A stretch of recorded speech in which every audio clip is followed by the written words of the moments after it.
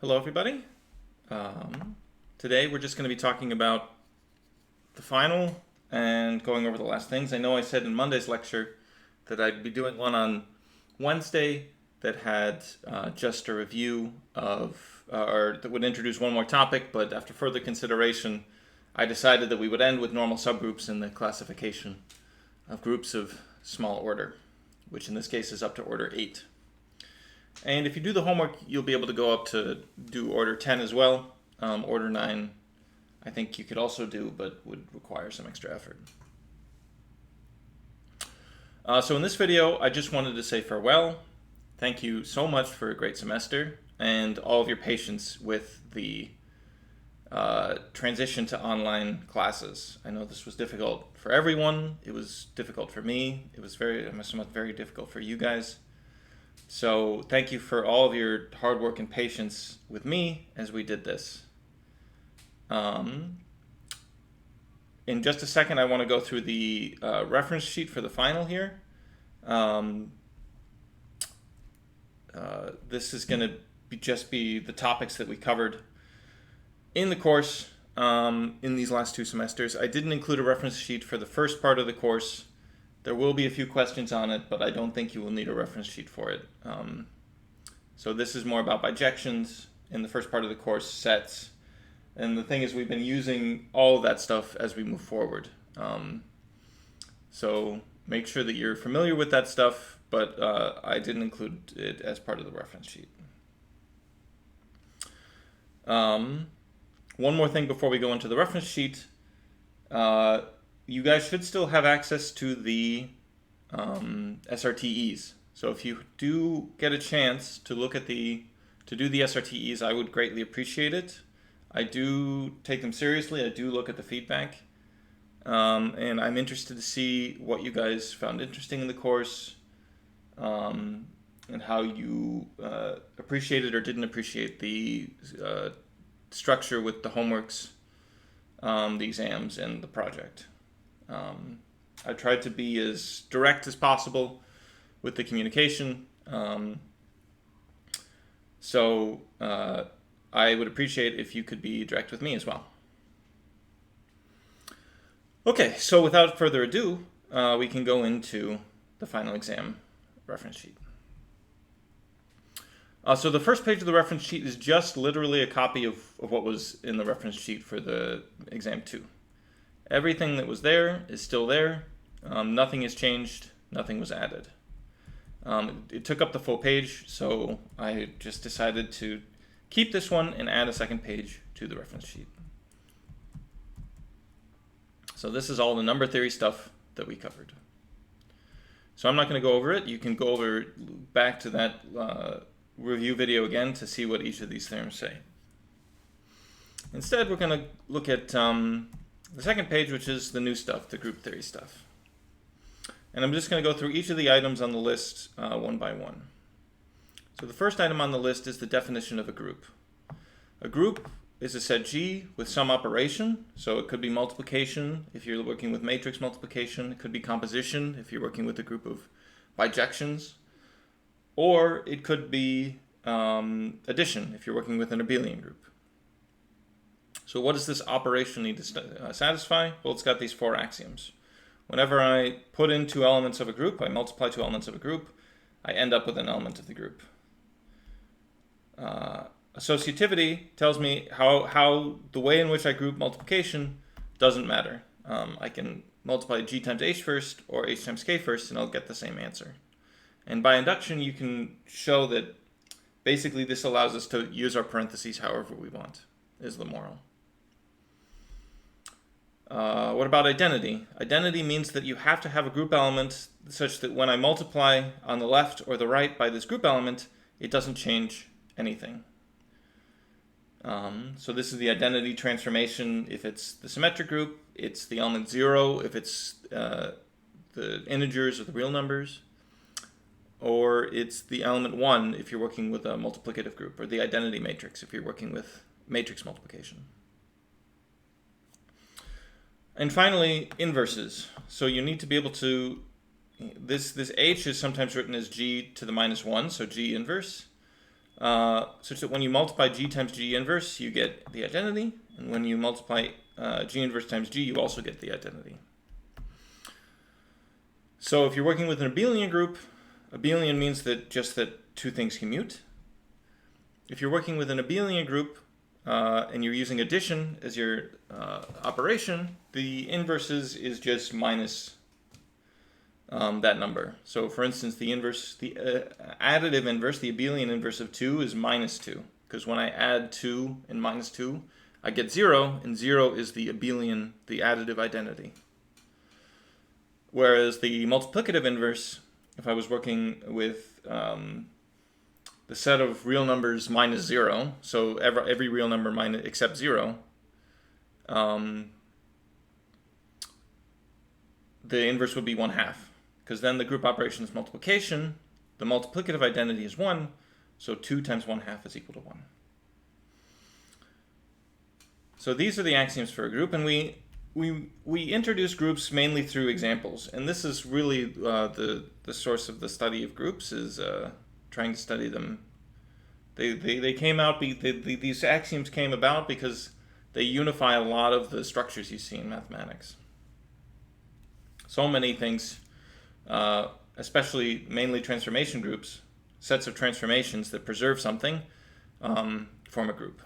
So for instance, this Zn, which is the set of congruence classes modulo n, which is basically all what we studied for exam 2, is a group with addition.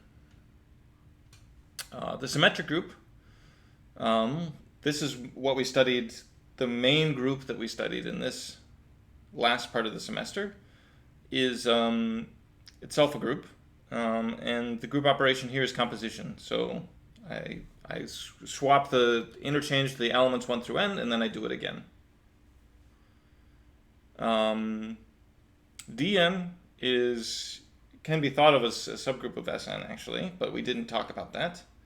But Dn, you take a regular n-gon, so if n is 4, then you take a square. If n is 3, you take an equilateral triangle. If n is 5, you take a regular pentagon, and so on and so forth. And you look at the set of all symmetries, and we didn't prove that this was the set of all symmetries, but we said that the symmetries we wanted to consider were the rotations that preserve the structure, and the reflections across the lines that preserve the structure. And if you go back to one of the lectures, I go into Dn quite explicitly. I think it's maybe the last lecture where I talk about the groups of order 8. I talk about D4 and do some computations there to illustrate what's going on with that group. And finally, we have this group of matrices. And really, if you're familiar with matrices, groups are the computations you do in groups are very similar to the computations you do in matrices. And of course, if you take the set of invertible matrices, you can turn it into a group with matrix multiplication. If you took the set of all matrices, it's actually a group with addition as well, because the zero matrix is the additive identity. Things have inverses. So group matrices set of all matrices is a group with addition, but you need the invertibility condition for it to be multiplication. It's like when we take out 0 from R to get a multiplicative group, right? I remove all, and more generally, I take out all the 0 divisors. This gives a multiplicative group Zn cross. So GLDR is like the multiplicative group of the integers with addition. So these are examples of groups.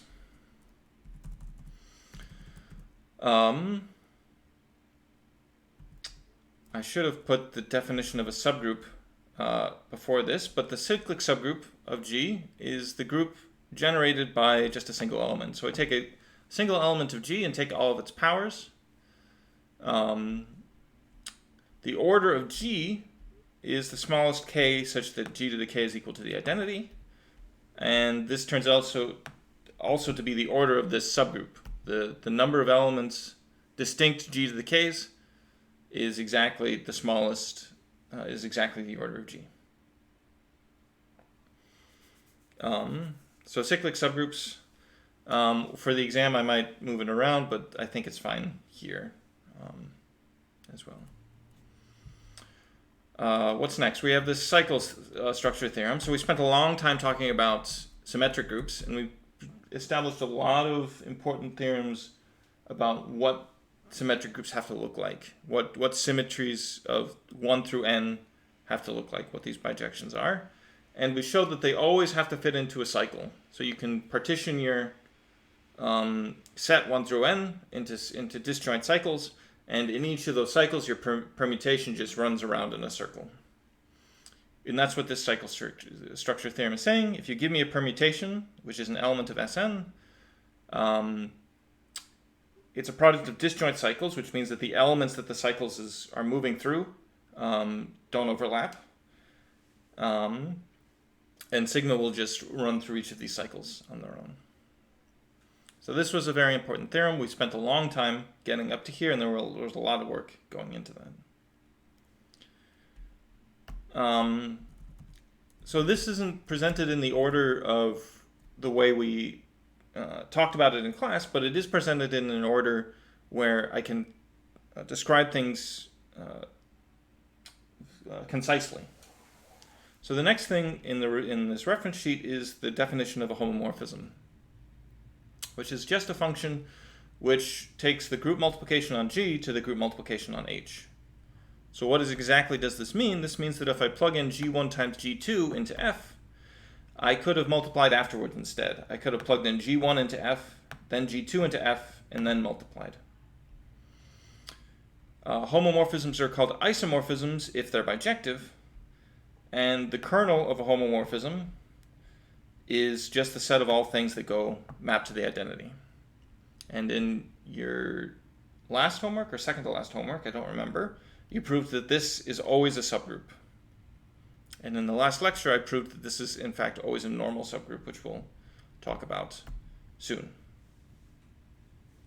So the kernel is important for all homomorphisms. The kernel of an isomorphism is always the trivial group. It's just the identity element. So this is a homomorphism. And what's the important theorem?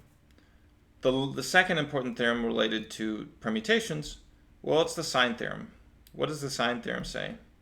Well, we introduced this function sign, which had a very strange definition when we wanted to prove things. We looked at the set of all polynomials in x1 through xn, and then looked at how the permutation acted on the polynomials if we just let it permute the indices of the variables.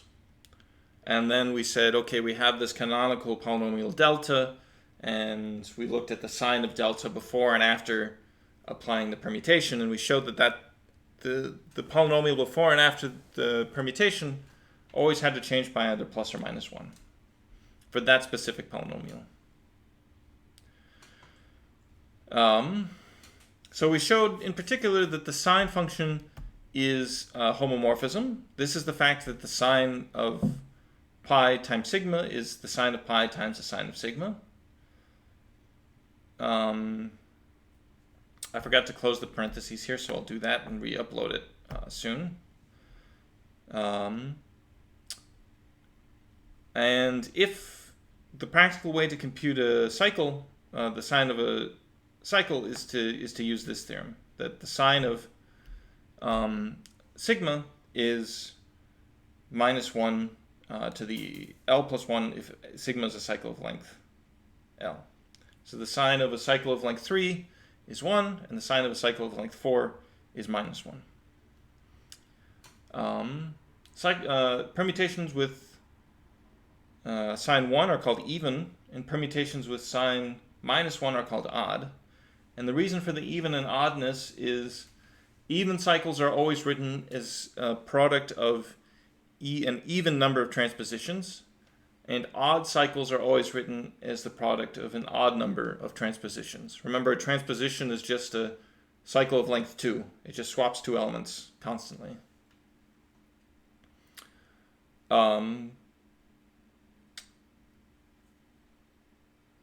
So that's one reason for this terminology. Another reason is that Well, this is a homomorphism from 1 to -1. So calling the cycles with sign 1 even and the cycles with sign 2 odd resembles the structure of even and oddness for adding integers, right? If I multiply two even cycles, I get something even. If I multiply even times odd, I get odd. If I multiply odd times odd, I get odd. So this is another reason for referring to cycles with sign 1 as even and permutations with sign -1 as odd. So the sign was a very important homomorphism and structure associated to cycles. Now we get to subgroup. So the cyclic subgroups are examples of subgroups. But a subgroup is called is just any subset that's also a group. It's kind of a silly definition, but this is what it is. And we call a subgroup normal if it's, well, at first it has to be a subgroup, and then it also has to satisfy this additional condition that when I conjugate the subgroup by G, so G times H times G inverse, this you just get H back. So it's not going to be true that every subgroup is normal. But normal subgroups have a very special property, and we'll see that in the normal subgroup theorem. But first we have the subgroup theorem, which just gives us ways to check whether or not a non-empty subset is a subgroup. So the first thing you have to check is just that, well, there are two ways to check it, right? You can check condition 2 or condition 3. These things are all equivalent. So if you have condition 2, then you're a subgroup. And if you have condition 3, you're a subgroup. So what does condition 2 say? Condition 2 says that if you give me any element of your set, the inverse of that element, where this inverse is taken in G, because H is a subset of G, so G has inverses. The inverse of H in that set is it's also in H, and the closure axiom. So basically, what part 2 is saying is that I get the closure and associativity for free just from being part of G. The only thing I need to check to show that H is a subgroup is that it has the identity element, is that it has inverses and that it has the closure. Sorry, G2 and G3 are the things you get for 3, not G1 and G4.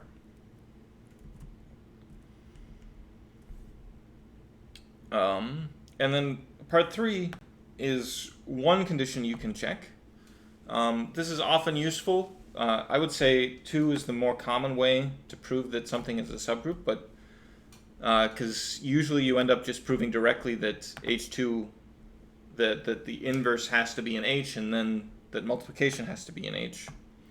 So, but you can also check this condition, that whenever you give me two elements of H, when I multiply them but I invert the second one before I multiply, I stay in H. So this is some sort of funny closure condition, and it implies all of the group axioms, which is really nice. So this is a subgroup theorem. It's just a criterion for checking whether something is a subgroup.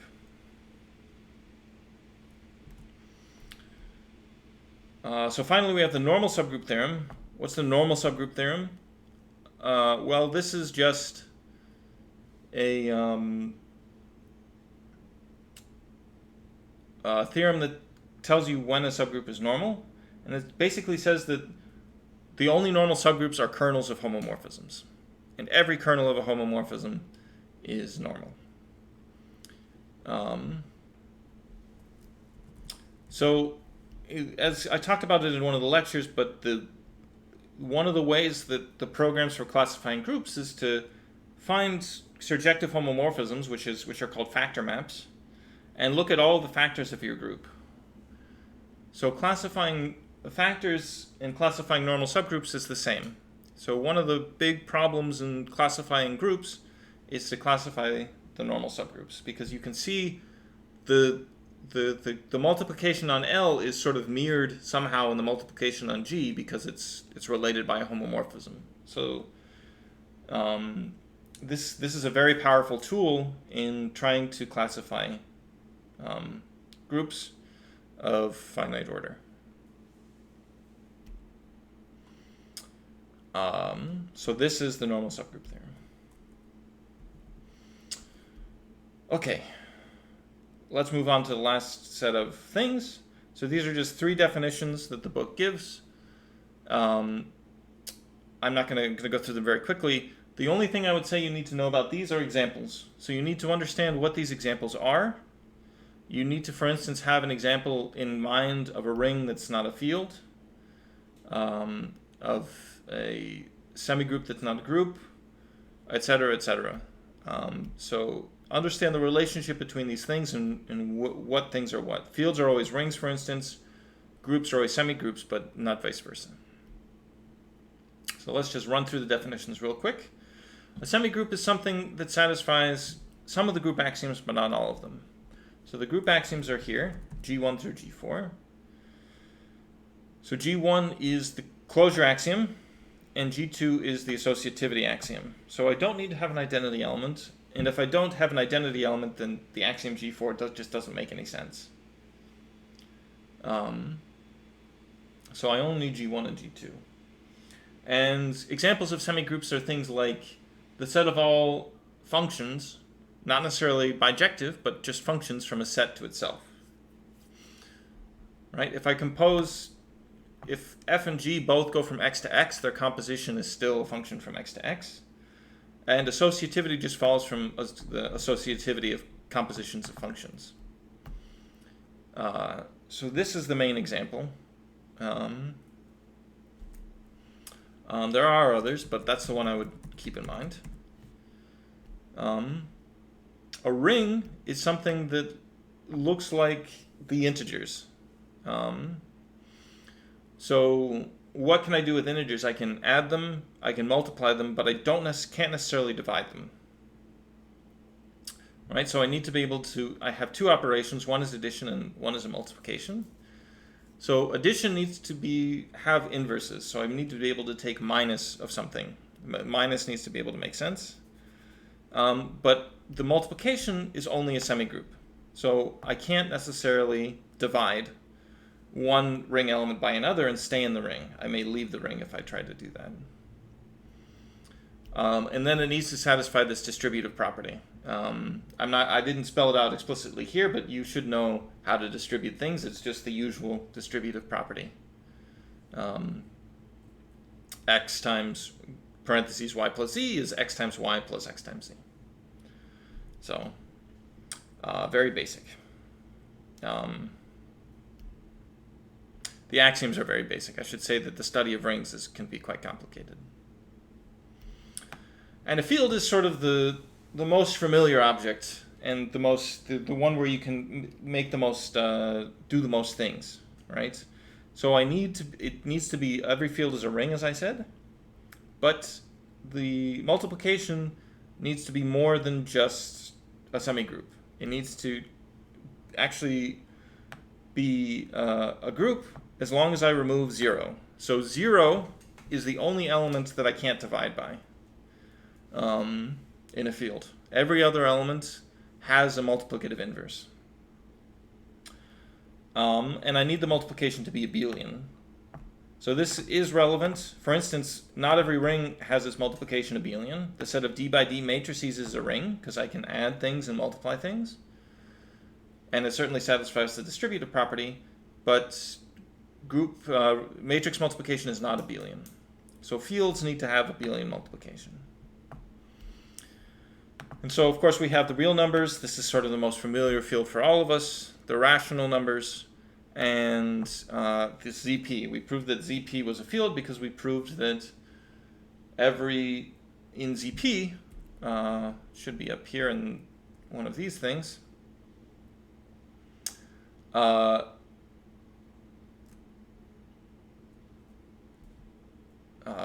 is it? Here, the invertibility criterion theorem. The only elements that are non-invertible are the ones that which are not coprime with the modulus. So since every number less than the modulus, since p is prime, every non-zero integer is co-prime, so everything has an inverse. So this is an example of a field. Okay, so this is the end of the course. I am extremely grateful for all of you. You've put in a lot of work. I hope you've learned a lot.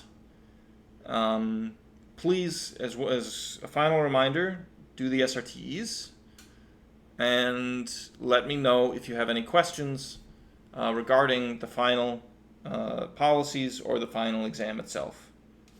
I look forward to seeing you all next Thursday at 10:10 a.m. Have a good one, and I'll see you then.